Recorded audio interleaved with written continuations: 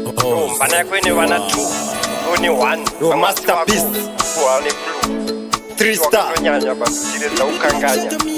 kulwa mkanya promising Wemapatan ndirizira imbira dza Ferrari na mambo sheki andi nyarari Wemapatan kiri betunge bet niko robasika seka bet ndinotsika Bhibho rasta mama tiko hakuna murasta nogerwa Bhibho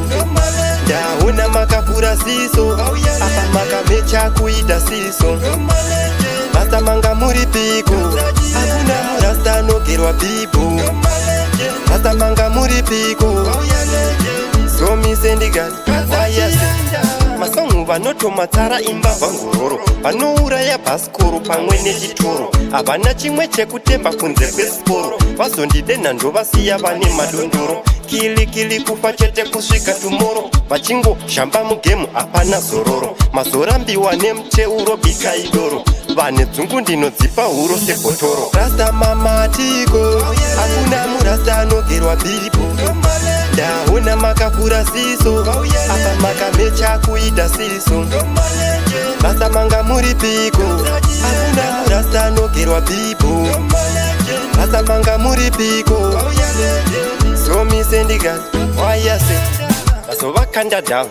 ndiri pahai pano ndinovagocha chero ndisina bhurai vane maziso embavha tarisa kuti hwai mafanzi aramba matofo zvanzi goodbye atimhorosa nemurodhi aiwapfuurai makatengesa bhesi mukanyimwa ndai zvamuri mbeva dzemudanga ndoti hundurwai ndaifungira muri hanga izvo muri wai havachisina keri napedza kuti tsvai vari kuimba bheri vaudze namatai because kuno ndovasunga huro kunge tai mabhebhi ondipa chiwitanzi tundirai haikona kusunga zvinhu ngebhobhodhani vakasaiza ndovapakapa Pakistan ndikati humenda wei kumhanya bani ringori dzungu chete havana plani itai ize hapambo musadherera mazosangana nengwambe mangoromera chitaure straight muri kupoterera ndokusiyire iko musati mamerera masangana nevavhimi vemusango mukasanyangarika munotoiswa mugango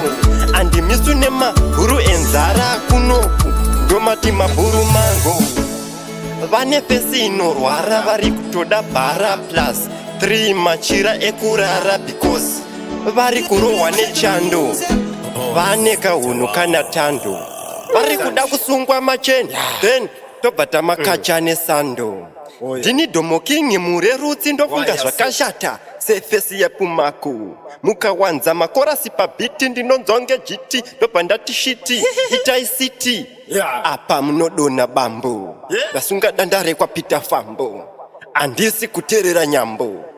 mambo verege musambo